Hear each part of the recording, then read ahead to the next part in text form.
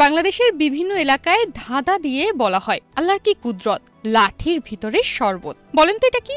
যারা বুঝতে পারে তারা বলে বুঝেছি। তুমি আখের কথা বলছো। লাঠির ভিতরে শরবত মানে আখের মিষ্টি রস।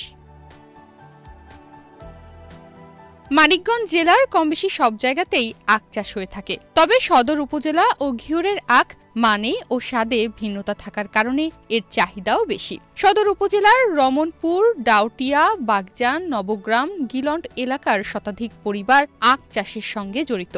এক্সট্রিম মশার কয়েল প্ল্যান্ট ফাইবার দিয়ে তৈরি, তাই সহজে ভাঙে না, সুগন্ধিযুক্ত ও নিরবিচ্ছিন্নভাবে জ্বলে। ডেঙ্গু, চিকুনগুনিয়া বাহি সহ যে কোনো মশার বিরুদ্ধে দেয় এক্সট্রিম সুরক্ষা। বর্তমানে আখ চাষিরা হাট বা মহাজনের কাছে বিক্রি না করে নিজেরাই রাস্তার ধারে বিক্রি করে লাভবান হচ্ছেন।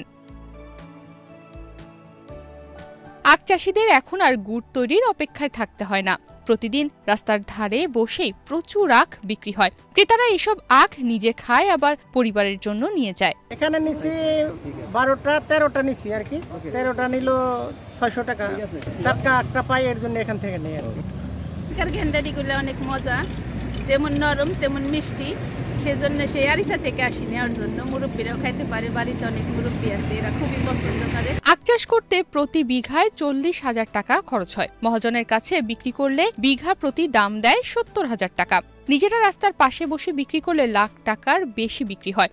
প্রতিটি আখ 20 থেকে 60 টাকায় বিক্রি হয়। মানিকগঞ্জ সদর উপজেলার নবগ্রাম ইউনিয়নের গিলন্ড গ্রামে গড়ে প্রতিজন 10 থেকে 12,000 টাকার আখ বিক্রি করে থাকেন।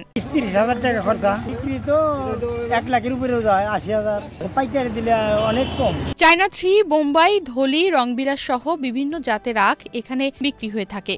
এসব আখ মিষ্টি, নরম ও সুস্বাদু হওয়ায় চাহিদাও বেশি। পছন্দ আসলে অ্যাকচুয়ালি আমি আসি এখানে সবচেয়ে চায়না যে লাউটা, এটা একটু সুস্বাদু বেশি। আমি প্রায় মাঝে মাঝে নেই, বাজারের থেকে একটু রিজনেবল প্রাইসে পাওয়া যায়, 30-40 টাকা বা 50 টাকা সাইজ বুঝে আর কি।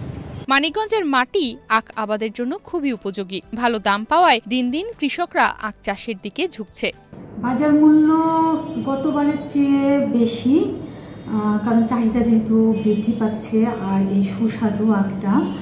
আর আমরা কৃষি সম্প্রসারণ অধিদপ্তর থেকে বিশেষ করে মানিকগঞ্জ জেলার সদর এবং সিংড়া উপজেলায় উপজেলা কৃষি অফিসার সহ অন্যান্য কর্মকর্তা কর্মচারীরা, আমাদের ব্লক পর্যায়ের এসএওগণ সবাই আমরা কৃষকদেরকে পরামর্শ দিয়ে আসছি কোন জাতটা চাষ করতে হবে, কোন মাটিতে আখের চাষ ভালো হবে, মাটি কীভাবে পরিচর্যা করতে হবে এবং আখ লাগানোর পরে কি কি পরিচর্যা করতে হবে, মোটামুটি সার্বিক আমরা পরামর্শ দিয়ে আসতেছি। এই কারণে আখের আবার দিন দিন আসলে মানিকগঞ্জ জেলায় বৃদ্ধি পাচ্ছে। এবছর 550 হেক্টর জমিতে আখ চাষ হয়েছে, যা গত বছর ছিল 509 হেক্টর।